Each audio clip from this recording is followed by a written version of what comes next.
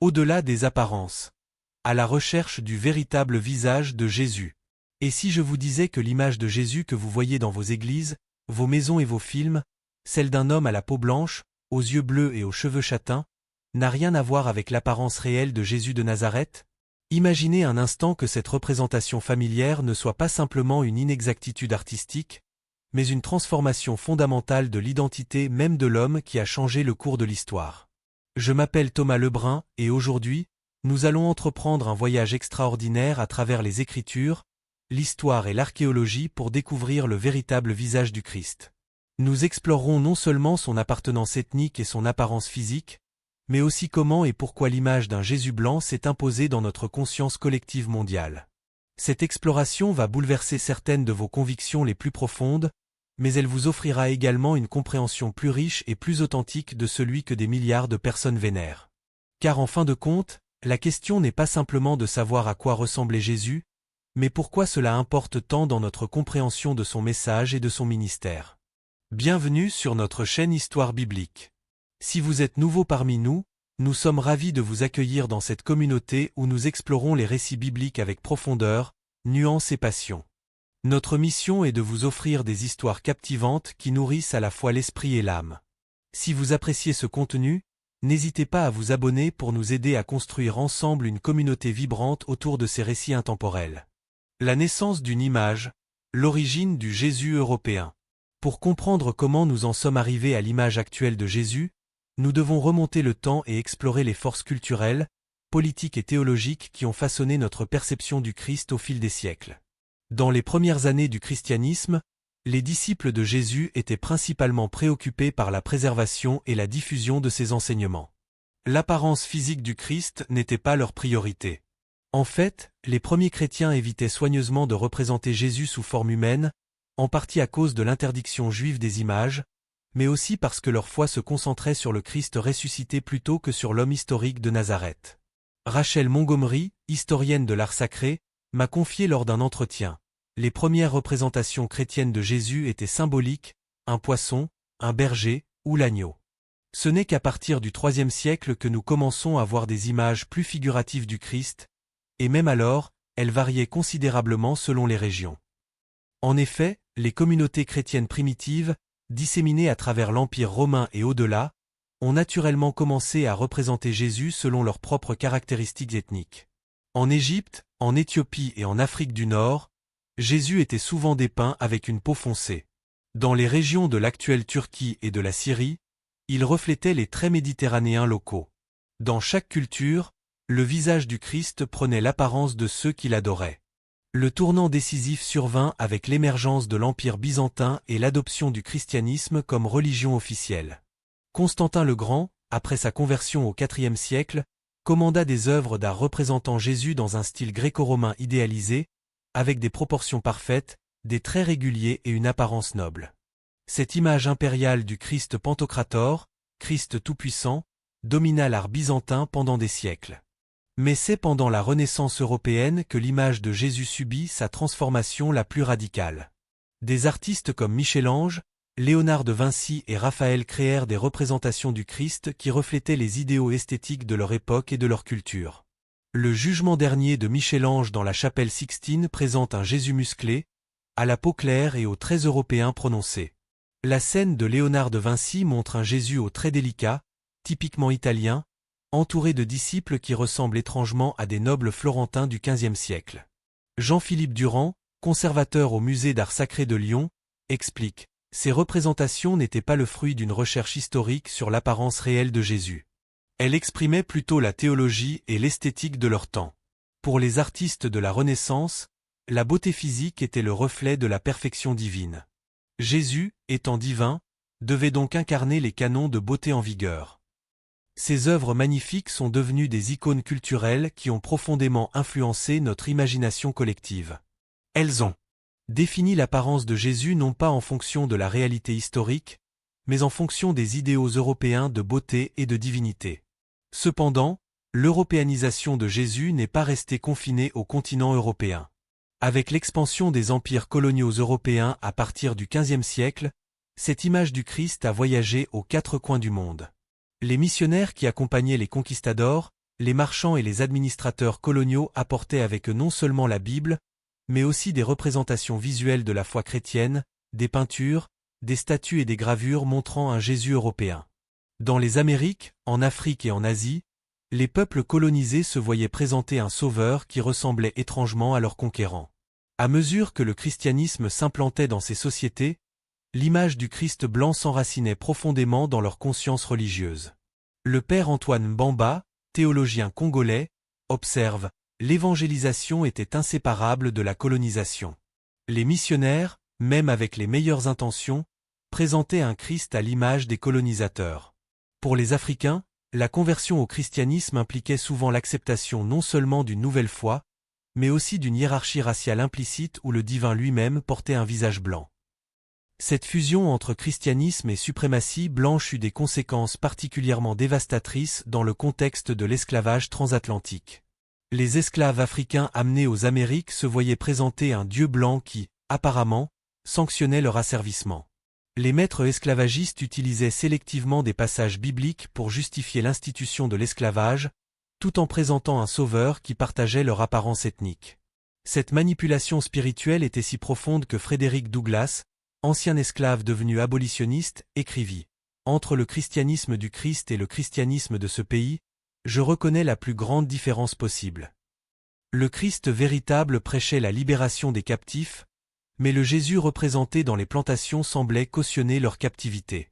Au fil des siècles, l'image du Christ blanc est devenue si omniprésente qu'elle a acquis une aura d'autorité et d'authenticité. Pour beaucoup, il semblait inconcevable que Jésus puisse avoir ressemblé à autre chose qu'à un Européen aux traits délicats. Cette conception était renforcée par des films comme Jésus de Nazareth, 1977, ou La plus grande histoire jamais contée, 1965, où le Christ était invariablement incarné par des acteurs européens ou américains à la peau claire.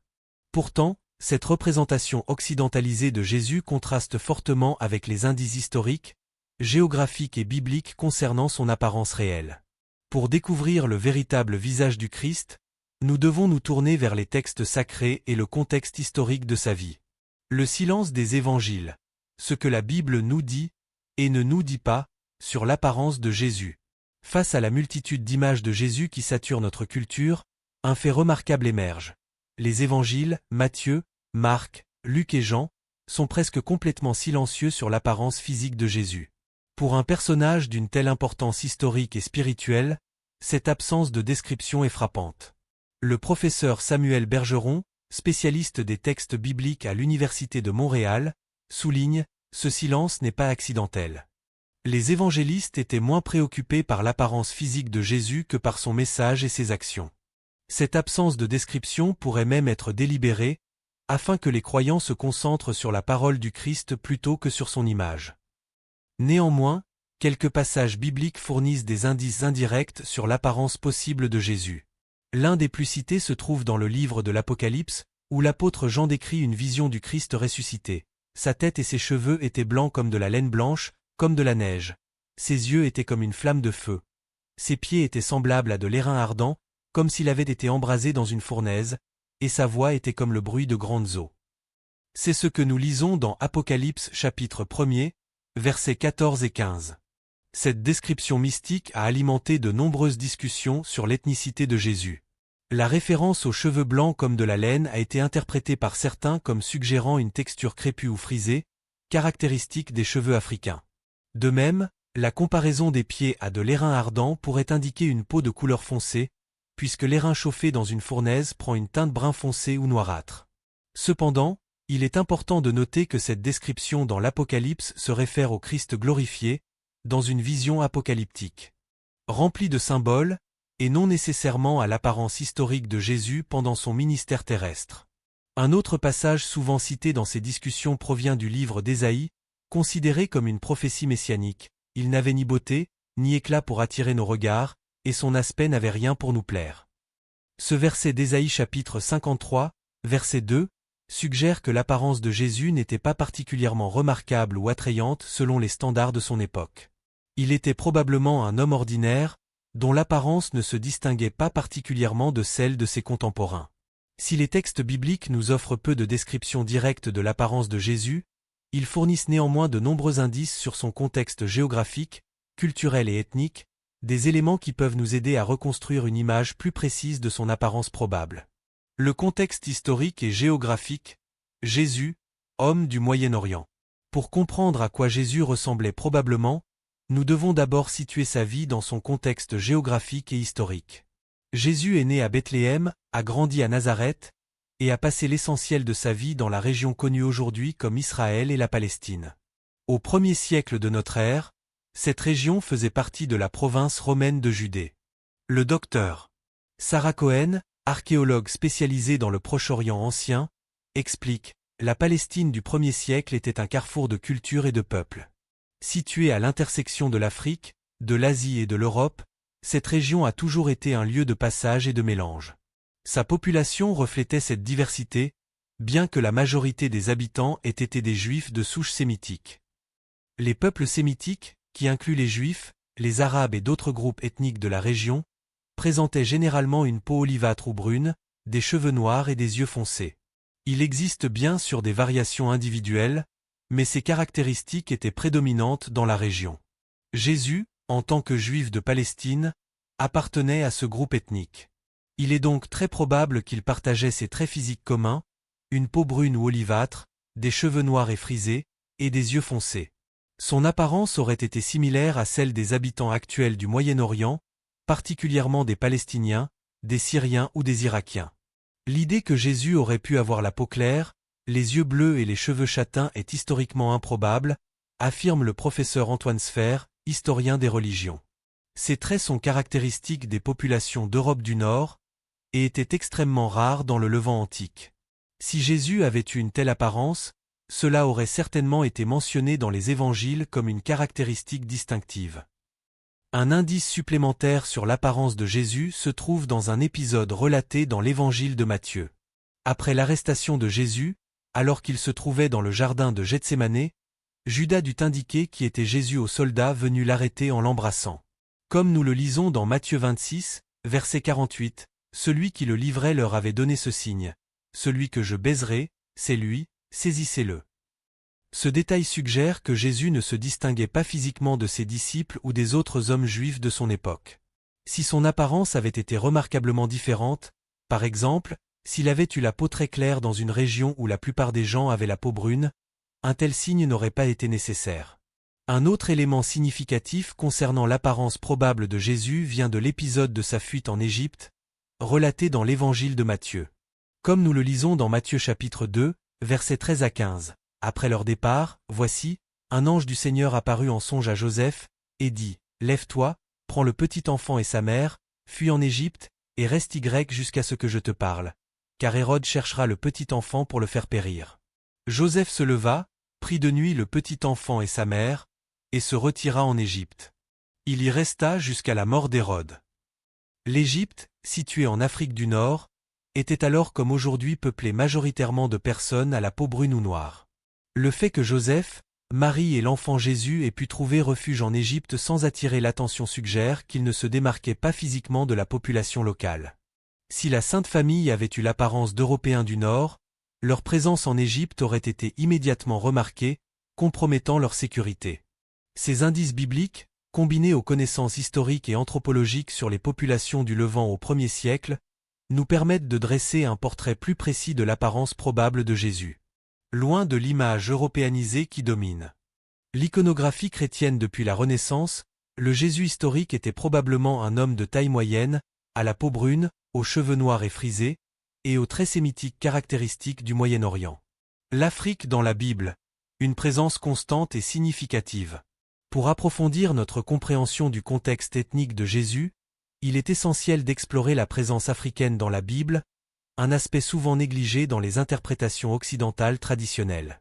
L'Afrique et les Africains occupent en effet une place importante dans le récit biblique, depuis la Genèse jusqu'à l'Apocalypse.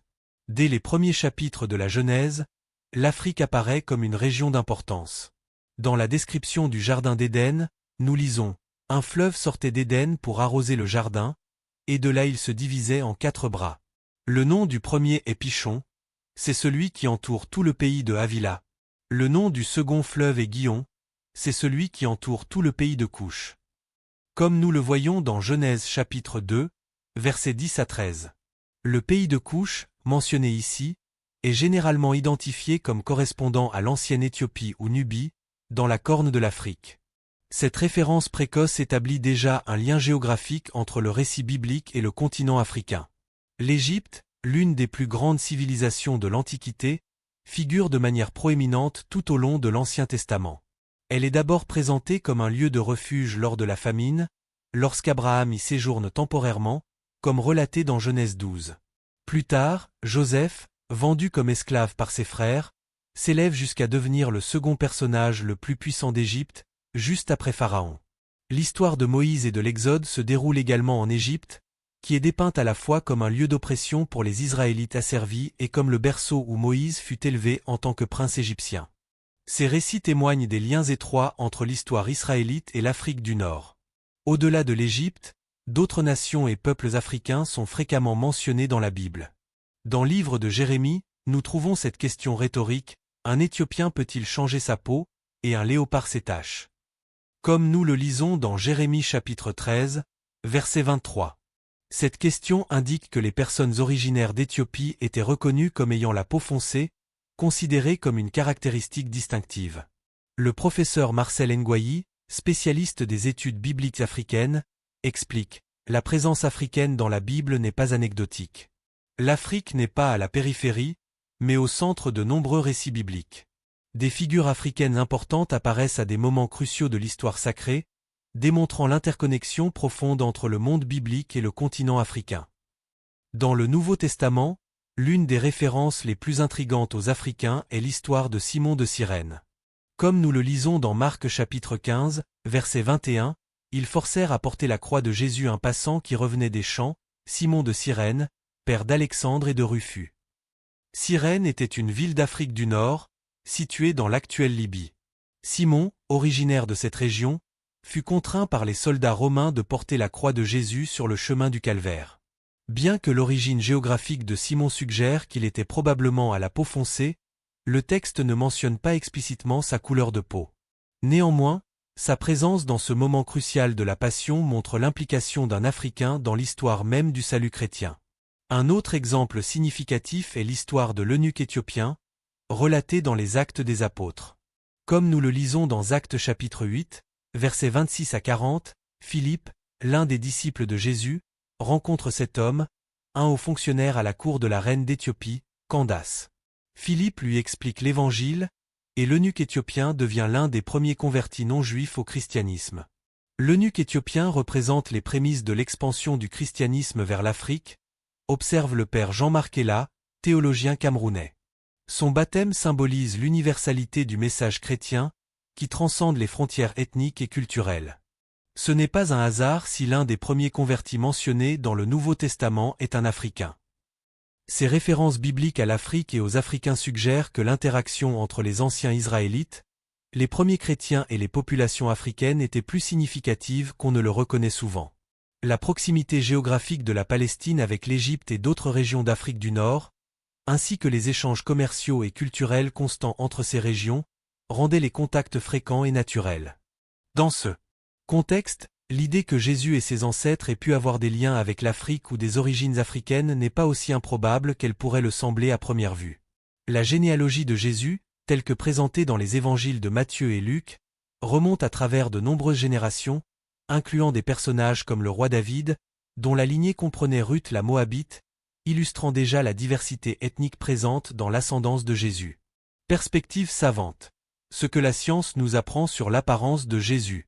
Au cours des dernières décennies, les avancées en anthropologie, en archéologie et en génétique ont permis aux chercheurs de développer une vision plus précise de l'apparence probable de Jésus, basée sur des preuves scientifiques plutôt que sur des traditions artistiques ou des préjugés culturels.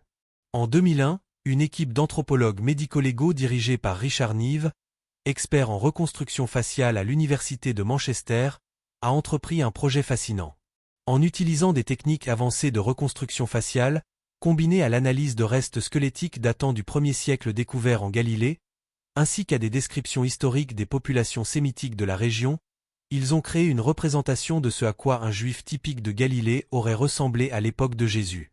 Le résultat était saisissant et très différent des représentations traditionnelles occidentales. Le visage reconstitué présentait une peau brune olivâtre, des cheveux noirs crépus, une barbe frisée, un nez large et des traits robustes. Selon Nives, cette apparence correspondait aux caractéristiques physiques prédominantes chez les populations sémitiques du Levant au 1er siècle. Notre reconstitution ne prétend pas être un portrait exact de Jésus lui-même, précisait Nives dans une interview. Il s'agit plutôt d'une représentation d'un homme juif typique de cette région et de cette époque, basée sur les meilleures preuves scientifiques disponibles. Si Jésus était un homme ordinaire de son temps et de sa région, comme la plupart des historiens le croient, il aurait probablement ressemblé à cela. La professeure Françoise Miraut, anthropologue physique à l'Université de Strasbourg, explique, d'un point de vue anthropologique, Jésus appartenait à une population sémitique du Moyen-Orient. Ces populations se caractérisent généralement par une peau brune ou olivâtre, des cheveux et des yeux foncés, et des traits que nous associerions aujourd'hui au peuple du Moyen-Orient. L'idée d'un Jésus aux traits européens est une construction culturelle tardive, sans fondement historique. Des études génétiques récentes sur les populations du Moyen-Orient moderne, particulièrement celles qui ont été relativement isolées et pourraient refléter plus fidèlement les caractéristiques des populations anciennes, confirment cette vision. Elle montre que ces populations présentent généralement des caractéristiques génétiques associées à une peau plus foncée que celle des Européens du Nord. Le docteur Gabriel Lefebvre, généticien spécialisé dans l'étude des populations méditerranéennes, observe « Les analyses génétiques des populations originaires du Levant montrent une prédominance de marqueurs associés à une pigmentation moyenne à foncée de la peau, des cheveux noirs et des yeux bruns. Ces caractéristiques auraient très probablement été celles de Jésus et de ses contemporains. » Certains chercheurs vont plus loin dans l'exploration des origines ethniques de Jésus, suggérant des liens possibles avec l'Afrique. Le docteur Isabelle Fauquet, historienne des migrations anciennes, note « La région du Levant a toujours été un carrefour de migration et d'échanges avec l'Afrique du Nord et l'Afrique de l'Est. Les populations de cette région présentent souvent des caractéristiques génétiques qui témoignent de ces échanges millénaires. Il n'est pas improbable que Jésus, comme beaucoup de ses contemporains, ait eu des ancêtres d'origine africaine. » La perspective afrocentrique sur l'ethnicité de Jésus, développée par des chercheurs comme Cheikh Anta Diop et Théophile Ogbanga, va encore plus loin. Selon cette approche, Jésus, étant donné le contexte historique et géographique de sa vie, était plus probablement noir ou à la peau foncée. Cette argumentation s'inscrit dans un mouvement plus large visant à réhabiliter des figures historiques d'origine africaine qui ont été blanchies par les récits historiques occidentaux. Bien que cette perspective reste controversée dans certains cercles académiques, elle a le mérite de remettre en question les représentations européocentrées de Jésus qui ont dominé l'art et l'imagination chrétienne pendant des siècles. Le professeur James Cone, considéré comme le père de la théologie de la libération noire, arguait que Jésus devait être compris comme étant du côté des opprimés. Pour Cone et d'autres théologiens de la libération, l'idée d'un Jésus blanc était incompatible avec le message de l'Évangile, qui appelle à la justice et à la libération des marginalisés. La théologie blanche, avec son emphase sur un Jésus blanc, n'a pas su comprendre le principe biblique de l'option préférentielle de Dieu pour les pauvres et les opprimés, écrivait Cone. Dans ce contexte, l'image d'un Jésus noir est devenue un symbole d'autonomisation et de résistance contre l'oppression pour les chrétiens noirs, particulièrement aux États-Unis et en Afrique. Cette perspective n'est pas simplement une question d'exactitude historique, mais aussi de pertinence théologique et existentielle. L'image de Jésus à travers les cultures, diversité et signification. Si les preuves historiques et scientifiques suggèrent que Jésus avait probablement une apparence moyen-orientale ou potentiellement africaine, comment expliquer la diversité des représentations de Jésus à travers les cultures et les époques? Le père Michel Dubost, théologien et ancien évêque, offre cette réflexion. Les différentes représentations culturelles de Jésus ne sont pas nécessairement en contradiction avec la vérité historique. Elles reflètent plutôt une vérité théologique profonde. L'incarnation du Christ signifie qu'il s'est fait l'un de nous, dans toutes nos diversités. Chaque culture a besoin de s'approprier le visage du Christ d'une manière qui parle à son expérience. En effet, à travers le monde et l'histoire, Jésus a été représenté avec les traits des différentes cultures qui l'ont adopté. En Chine, on trouve des représentations de Jésus avec des traits asiatiques. En Amérique latine, il apparaît souvent comme un métis. Dans les cultures amérindiennes, il peut être représenté avec les caractéristiques physiques des peuples autochtones. Ces représentations diverses peuvent être comprises comme des expressions de l'universalité du Christ, qui transcendent les particularités ethniques tout en les embrassant toutes. Comme l'écrit l'apôtre Paul dans l'Épître aux Galates chapitre 3, verset 28, « Il n'y a plus ni juif ni grec, il n'y a plus ni esclave ni libre, il n'y a plus ni homme ni femme, car tous vous êtes un en Jésus-Christ. » Cependant, cette interprétation théologique de la diversité des représentations de Jésus ne doit pas nous faire perdre de vue les dynamiques de pouvoir qui ont souvent sous-tendu ces représentations. Lorsque l'image d'un Jésus blanc a été imposée au peuple colonisé comme la seule représentation légitime, elle est devenue un instrument de domination culturelle et d'aliénation spirituelle. L'Église orthodoxe éthiopienne, l'une des plus anciennes communautés chrétiennes au monde, a longtemps représenté Jésus avec une peau foncée dans son art religieux. Dans ces représentations, Jésus est souvent montré comme un homme noir, entouré d'autres figures aux traits similairement africains. Le fait que le christianisme éthiopien, qui remonte au IVe siècle, ait constamment représenté Jésus comme un homme noir est significatif. La conversion précoce de l'Éthiopie au christianisme et son isolement relatif des influences européennes suggèrent que ces représentations n'ont pas été influencées par les idéaux occidentaux de beauté ou de race. Elles reflètent plutôt le contexte culturel et ethnique des chrétiens africains qui voyaient Jésus comme l'un des leurs. En Afrique du Nord, les premières communautés chrétiennes ont également prospéré.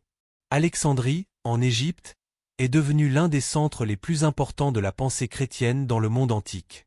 Des théologiens comme Augustin d'Hippone, né dans l'actuelle Algérie, ont joué un rôle clé dans l'élaboration de la doctrine chrétienne. Augustin, l'une des figures les plus influentes de l'histoire chrétienne, était africain, et de nombreux chercheurs soutiennent que les premiers chrétiens d'Afrique auraient perçu Jésus à travers un prisme reflétant leurs propres expériences et identités. La représentation de Jésus comme un homme noir dans les premières communautés chrétiennes d'Afrique remet en question l'idée que le Jésus blanc était l'image dominante dès le début. Elle suggère plutôt que les premiers chrétiens d'Afrique, et peut-être même dans d'autres parties du monde, avaient une compréhension plus diverse de l'apparence de Jésus. L'impact psychologique et social des représentations de Jésus. Au-delà des questions historiques et théologiques, les représentations de Jésus ont un impact profond sur la psyché collective et individuelle des croyants. L'image que nous avons du Christ influence non seulement notre compréhension de sa personne, mais aussi notre perception de nous-mêmes en relation avec lui. L'image d'un Jésus qui ressemble physiquement aux oppresseurs plutôt qu'aux opprimés a eu des effets psychologiques dévastateurs sur les peuples colonisés et asservis, observe le docteur Marie Dalloz, psychologue spécialisée dans les traumatismes liés au colonialisme. Elle a créé une dissonance cognitive profonde. Comment le libérateur divin pouvait-il ressembler à ceux qui les opprimaient au nom même de ce libérateur? Cette dissonance a conduit à ce que certains théoriciens ont appelé une aliénation spirituelle, une séparation entre l'expérience vécue des croyants marginalisés et les représentations officielles de leur foi. Pour de nombreux chrétiens africains et afrodescendants, la reconnexion avec un Jésus aux traits africains ou moyen-orientaux a représenté une démarche de guérison et de réconciliation spirituelle. Le pasteur Thomas Mukwamba, théologien congolais, témoigne. Quand j'ai pris conscience que le Jésus historique ressemblait probablement davantage à un Africain qu'à un Européen, cela a transformé ma relation avec lui. Ce n'était plus le Dieu de l'autre, mais mon Dieu, qui partageait mon humanité jusque dans son apparence physique. Pour les communautés chrétiennes marginalisées, l'image d'un Jésus noir ou à la peau foncée n'est pas simplement une correction historique, mais un symbole puissant de résistance et d'affirmation identitaire. Durant l'esclavage aux États-Unis, l'idée d'un Christ noir qui s'identifiait à la souffrance des esclaves a nourri des mouvements de résistance et d'émancipation. Harriet Tubman, célèbre pour avoir aidé des esclaves à s'échapper vers la liberté via le chemin de fer clandestin, décrivait ses visions du Christ comme celles d'un homme qui comprenait intimement la souffrance des esclaves parce qu'il l'avait lui-même vécue. Cette identification profonde avec un sauveur qui partageait leurs conditions a donné force et espoir à d'innombrables personnes réduites en esclavage. Au XXe siècle, avec l'émergence du mouvement des droits civiques aux États-Unis et la montée des mouvements de libération en Afrique et en Amérique latine, l'image d'un Jésus noir a acquis une nouvelle résonance politique et sociale. Des théologiens comme James Cone aux États-Unis, Jean-Marc Ella au Cameroun et Leonardo Boff au Brésil ont développé des théologies de la libération qui soulignaient l'identification de Jésus avec les opprimés et les marginalisés. Dans son livre Dieu des opprimés, 1975, Cone écrivait « Le Christ noir est une puissante réalité symbolique dans l'imagination des Noirs américains. Il représente à la fois la noirceur de Dieu et la divinité de la noirceur. Affirmer un Christ noir signifie que Dieu n'a pas créé les personnes noires pour être des serviteurs des personnes blanches. Au contraire, il est entré dans leur vie et leur a accordé la force de se lever de leur situation d'oppression et de lutter pour leur libération. Pour de nombreux chrétiens noirs, particulièrement dans les contextes où ils ont été systématiquement opprimés, l'idée d'un Christ noir est devenue un symbole d'autonomisation et de résistance. Elle offre une contre-narrative puissante à des siècles de théologie qui avaient souvent été utilisés pour justifier l'esclavage, la ségrégation et le colonialisme. La théologienne Jacqueline Grant exprime cette idée avec force. Le Christ noir n'est pas simplement un Christ avec une peau noire, mais un Christ qui s'identifie pleinement à l'expérience noire de souffrance et de résistance. C'est un Christ qui comprend ce que signifie être marginalisé, dévalorisé et déshumanisé, parce qu'il a lui-même vécu cette expérience. Cette perspective théologique ne se limite pas à affirmer la noirceur physique potentielle de Jésus. Elle souligne surtout son identification avec les opprimés et les marginalisés de toutes les époques et de tous les lieux. Comme Jésus lui-même l'a déclaré dans l'Évangile de Matthieu chapitre 25, verset 40, « En vérité, je vous le dis, toutes les fois que vous avez fait ces choses à l'un de ces plus petits de mes frères, c'est à moi que vous les avez faites. » Vers une vision plus authentique et inclusive de Jésus. À la lumière de ces considérations historiques, scientifiques et théologiques, quelle image de Jésus devrions-nous adopter aujourd'hui? Comment pouvons-nous réconcilier la diversité des représentations culturelles avec la recherche de l'authenticité historique? Le théologien Henri de Lubac suggérait que le Christ appartient à tous les temps et à tous les lieux, mais il était un homme de son temps et de son lieu. Cette tension entre l'universalité et la particularité du Christ est au cœur de notre questionnement. Reconnaître que le Jésus historique était probablement un homme à la peau brune, aux traits moyens orientaux ou potentiellement africains, avec des cheveux frisés et des yeux foncés, n'est pas simplement une question d'exactitude historique. C'est aussi une démarche de justice et de réconciliation qui permet de corriger des siècles de représentations européocentrées qui ont souvent servi à justifier la domination et l'oppression. Dans le même temps, les diverses représentations culturelles de Jésus, qu'ils soient dépeints comme asiatiques, africains, européens ou latino-américains, peuvent être comprises comme des expressions légitimes de l'universalité du Christ, qui transcendent les particularités ethniques tout en les embrassant toutes. Comme l'affirme l'apôtre Paul, en Christ, il n'y a plus ni juif ni grec, non pas parce que ces identités sont effacées, mais parce qu'elles sont réconciliées dans une nouvelle humanité où aucune ne domine l'autre. Le défi pour les chrétiens contemporains est donc double. D'une part, reconnaître et honorer l'identité historique et ethnique spécifique de Jésus en tant qu'homme du Moyen-Orient, potentiellement à la peau foncée. D'autre part, embrasser la diversité des représentations culturelles du Christ comme des expressions valides de son universalité. Cette approche nous invite à une conversion du regard. Les représentations traditionnelles européennes de Jésus ne sont pas à rejeter entièrement, elles font partie de l'héritage artistique et spirituel du christianisme, mais elles doivent être situées dans leur contexte historique et culturel, et complétées par d'autres visions du Christ qui reflètent la diversité de l'humanité. De même, les représentations afrocentriques de Jésus ne visent pas à remplacer une hégémonie culturelle par une autre, mais à rétablir un équilibre et à affirmer la pleine humanité et dignité des personnes d'ascendance africaine dans le récit chrétien. Comme l'observe le théologien sud-africain Desmond Tutu, Dieu n'est pas un chrétien. Dieu n'est pas un juif, ou un musulman, ou un hindou, ou un bouddhiste. Tous ces sont des vêtements humains que nous mettons sur Dieu. De même, pourrait-on dire, la blancheur, la noirceur ou toute autre caractéristique ethnique attribuée à Jésus sont des vêtements humains que nous mettons sur le Christ historique et spirituel. Néanmoins, dans un monde encore marqué par le racisme, le colonialisme et diverses formes d'injustice basées sur l'ethnie ou la couleur de peau, reconnaître l'origine moyen-orientale ou potentiellement africaine de Jésus a une portée libératrice. Cela permet de déconstruire les hiérarchies raciales implicites dans certaines traditions religieuses et de réaffirmer la dignité fondamentale de chaque être humain, créé à l'image de Dieu. Conclusion. Redécouvrir le véritable visage de Jésus. Au terme de notre exploration, que pouvons-nous dire avec certitude sur l'apparence de Jésus? Les preuves historiques, bibliques et scientifiques convergent vers une conclusion. Le Jésus historique était très probablement un homme à la peau brune ou olivâtre, aux cheveux noirs et frisés, aux yeux foncés et aux traits sémitiques caractéristiques du Moyen-Orient ancien. Son apparence physique aurait été similaire à celle des populations actuelles de Palestine, d'Israël, de Syrie ou d'Irak, voire d'Afrique du Nord. Cette conclusion contredit radicalement l'image du Christ blanc, aux yeux bleus et aux cheveux châtains qui dominent l'iconographie chrétienne occidentale depuis la Renaissance. Cette représentation européanisée de Jésus n'est pas le fruit d'une recherche historique, mais d'une projection culturelle qui reflète les idéaux esthétiques et les dynamiques de pouvoir de l'Europe à partir du XVe siècle. La diffusion mondiale de cette image européenne de Jésus à travers la colonisation et l'évangélisation a eu des conséquences profondes et souvent traumatisantes pour les peuples non européens. Elle a participé à l'élaboration d'une hiérarchie raciale implicite où la blancheur était associée à la divinité et à la sainteté, tandis que la noirceur ou les traits non européens étaient dévalorisés ou marginalisés. Redécouvrir et honorer le véritable visage de Jésus, celui d'un homme du Moyen-Orient, potentiellement à la peau foncée, n'est donc pas simplement une question d'exactitude historique. C'est une démarche de justice et de réconciliation qui permet de corriger des siècles de représentations biaisées et de redonner aux chrétiens de toutes origines la possibilité de se reconnaître dans le visage du Christ. Dans le même temps, les diverses représentations culturelles de Jésus à travers le monde, qu'ils soient dépeints comme africains, asiatiques, européens ou latino-américains, peuvent être comprises comme des expressions légitimes de l'universalité du Christ, qui transcendent les particularités ethniques tout en les embrassant toutes.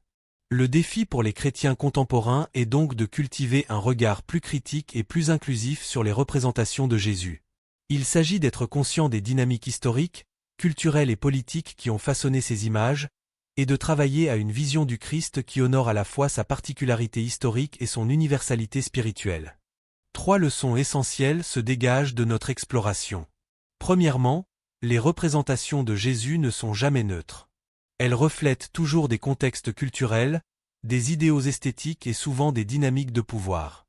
Être conscient de ces influences nous permet d'adopter un regard plus critiqué, plus nuancé sur ces images. Deuxièmement, l'identification de Jésus avec les opprimés et les marginalisés est au cœur du message évangélique.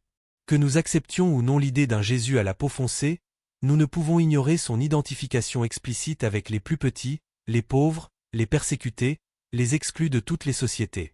Troisièmement, la diversité des représentations de Jésus à travers les cultures peut être vue comme une richesse plutôt que comme une contradiction.